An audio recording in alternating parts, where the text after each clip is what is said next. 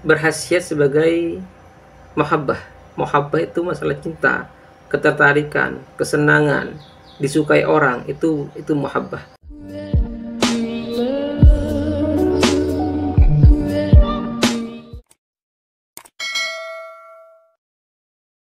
Bismillahirrahmanirrahim. Assalamualaikum warahmatullahi wabarakatuh. Apa kabar teman-teman sekalian, penonton TV yang berbahagia? Jumpa kembali dengan saya di channel ini.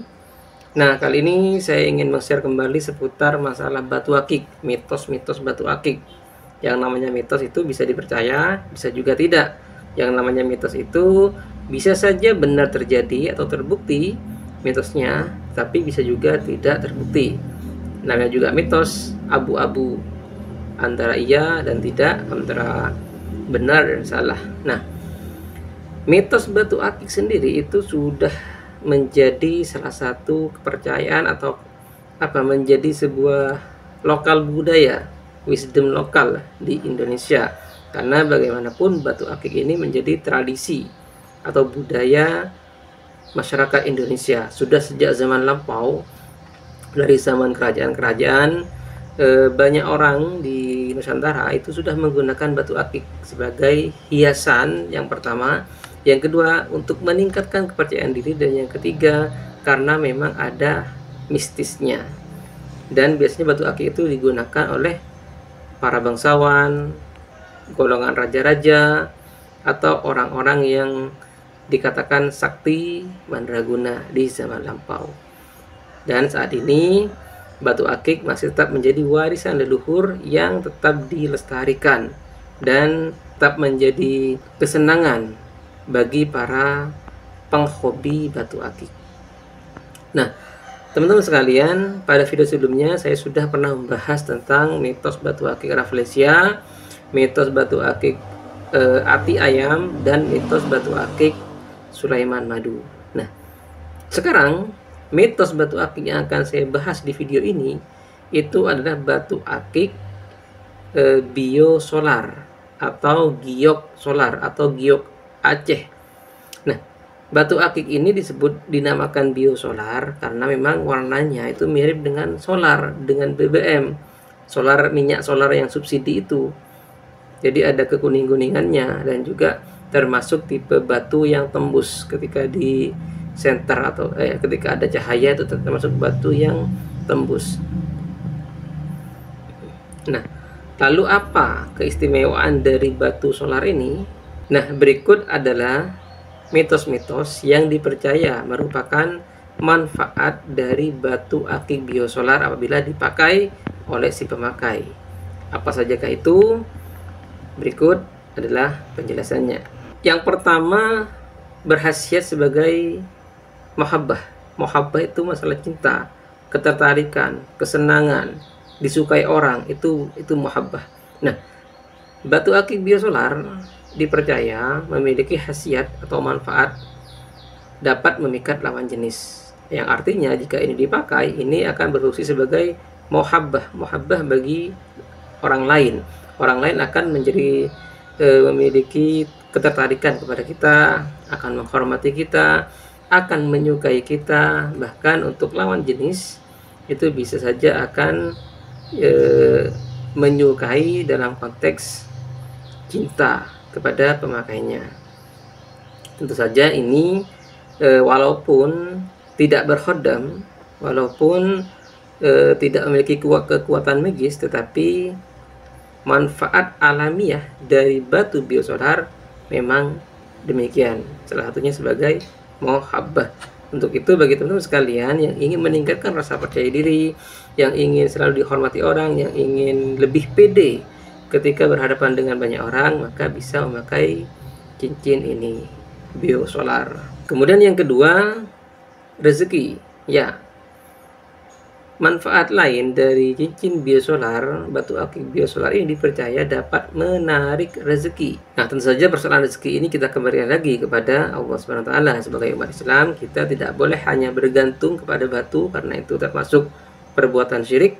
Kita hanya menjadikan batu sebagai wasilah saja, sebagai perantara saja, di mana dengan batu ini Allah Subhanahu wa taala akan menurunkan rahmat dan rezekinya kepada kita. Itu saja niatnya. Bukan niatnya kalau saya pakai batu kiok maka rezeki saya akan lancar, bukan. Karena rezeki itu sudah diatur oleh Allah Subhanahu wa taala. Cuman niatkan dengan batu kiok ini semoga Allah Subhanahu wa taala memperlancar rezeki kita.